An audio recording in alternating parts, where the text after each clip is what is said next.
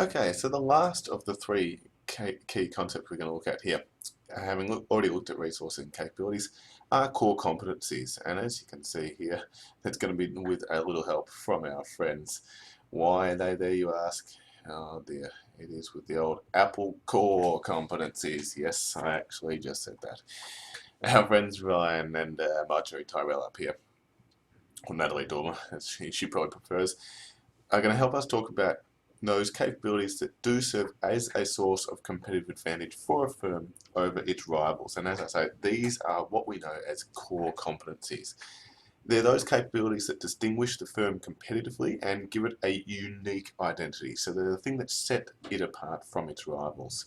They emerge over time through an organisational process of accumulating and learning how to deploy different resources and capabilities. So they're not the sort of thing that you can just click your fingers and, hey presto, there's a core competency. They do take a long time to develop, and certainly it can only be done through the different capabilities and learning those skills and resources that you have. Activities that the company performs well compared with its competitors and through which it adds unique value is another way of describing our core competencies, as well as acknowledging that every core competency is a capability, so they all come from capabilities, but not all of your capabilities will necessarily be core competencies. As I say, it is only those capabilities that meet certain criteria, which we're going to look at in a minute, that will enable it to develop into a core competency and hopefully a sustainable competitive advantage for your firm.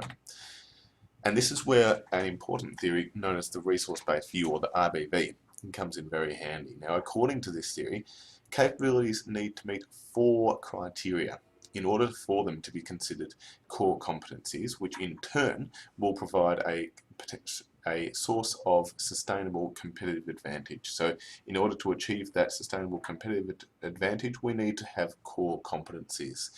And these 4 criteria, as you can see here, they need to be firstly valuable rather, then rare, inimitable, and non-substitutable. And when we combine these 4 criteria, we develop what we know as the VRIN framework. There are variations on this. You may have heard it in other subjects as the VRIO. It is much the same thing, but certainly for the purpose of this unit, we're going to go with VRIN. What does that mean? As I say, valuable capabilities, in order for them to represent core competencies, they need to be something that the consumers will want. It needs to be something that the buyers of whatever it is you produce that they actually perceive as being valuable. Obviously, if they don't want it, then that's not going to create much of a competitive advantage for you.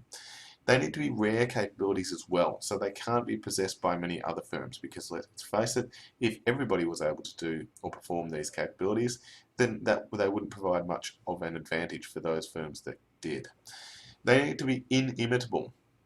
It is a bit of a tongue twister, and it basically just means it's hard to copy.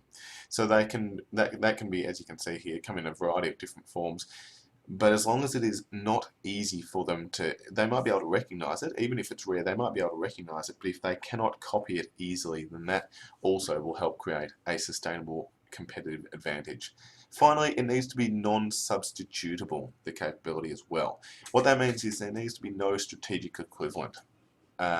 Whatever it is that you do, that capability, whatever that is, whatever it performs, that cannot be done by a similar capability or a similar task. So it's not this, it cannot be the sort of thing where a competitor can say, okay, well, we can't perform exactly that capability, but we can do something close and it will generate the same level of value for the customer. It needs to be non-substitutable, that cannot happen.